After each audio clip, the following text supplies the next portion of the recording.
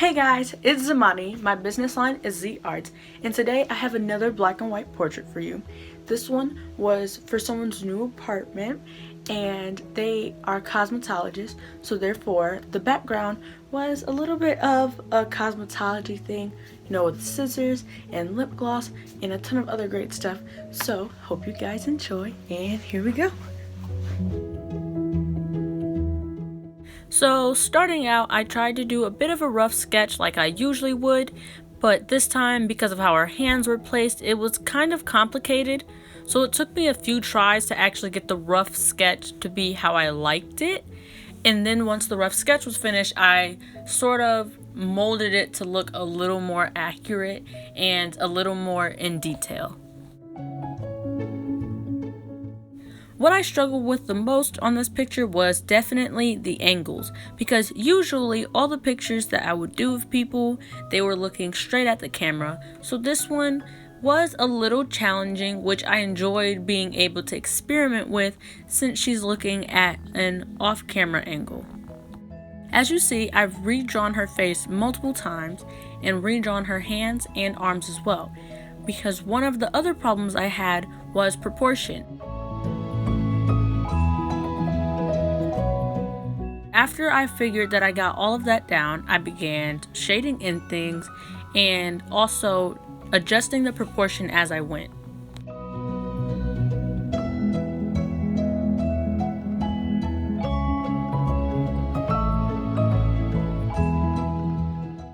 Although the most time consuming, I'd honestly say that shading in the braids is the most easy part, because once you get the crisscross pattern down, it's a lot easier to just shade all the way through, unless you're going through and shading in each individual strand to look unique. But I'd honestly think that for me, shading in braids is the easiest out of this whole picture. So for the braids, what I did was using a soft pencil on the scale, which would be 3B. I used that for the middle. I just did a straight line through the braid and smudged it to the outer lines of the braid, and then used an 8B shading pencil to actually draw in all of the braiding crisscrosses, and then shaded that back up and added some more definition in between.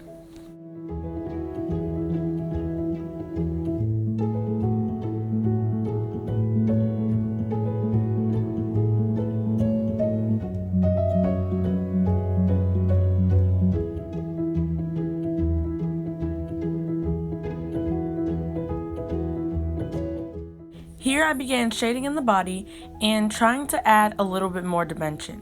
Now, if you notice, I did miss some shading that I eventually added in later.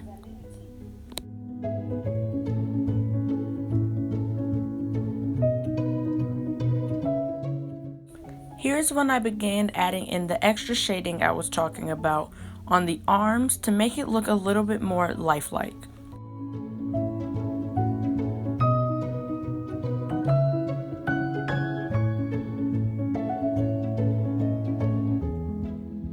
I then added a few finishing touches to the other places that I noticed I had missed a tad bit of shading.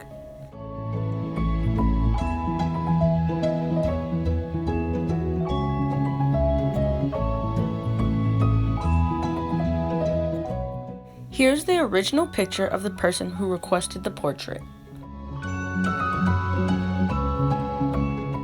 Here on a separate piece of paper, I started to add the glitter. Originally, I went down with stick glue, but then I came back with a type of gloss that would make the picture a little thicker than if I used regular liquid glue.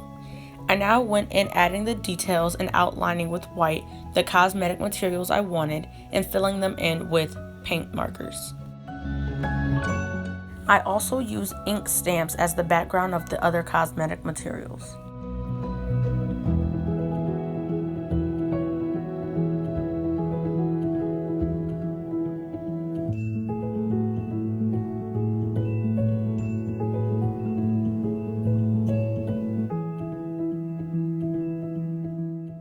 I started to sketch out some mini people or heads as hairstyles, but I didn't quite like how those turned out, so we didn't end up using that.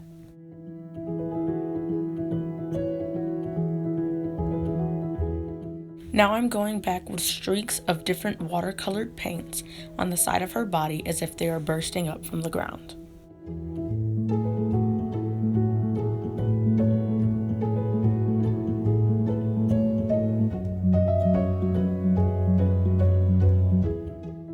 I chose where I wanted the material to be placed ahead of time and already pre-cut them to fit around her body.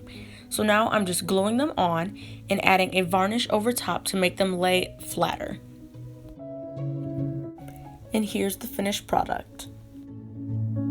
Thank you guys so much for coming. You've made it to the end of another one of my videos. Please like and subscribe, and don't forget to share with your friends. Have a great day.